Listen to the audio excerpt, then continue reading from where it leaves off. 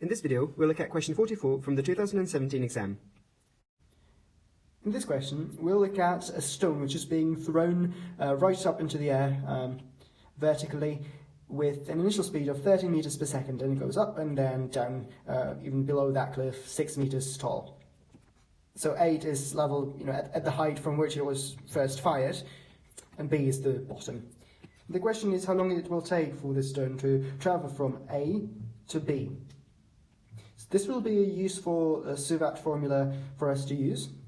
Before we get to that, we can make our life a bit simpler by realizing that as it passes this level A for the second time, so after it has been fired from the cliff, it will do so at a speed of 30 meters per second, the same as before.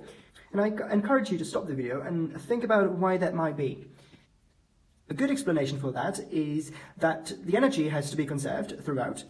And since these two instances, the one stone, has the same potential energy, the kinetic energy has to be the same.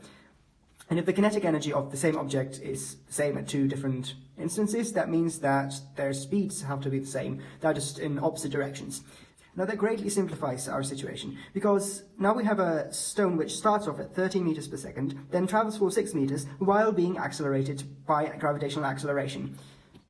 So if we plug that into our formula here, so we get 6 meters for s, then the initial speed is 13, and gravitational acceleration, that's 10 meters per second, which yields a nice quadratic equation. And if you use your preferred way of solving a quadratic equation, this one you probably can't easily factorize, but if you use the discriminant, you'll see that one solution is 0.4 seconds and the other one is minus 3 seconds. Of course, as usual in physics, we only are interested in the positive solution, so I'll cross out the negative one.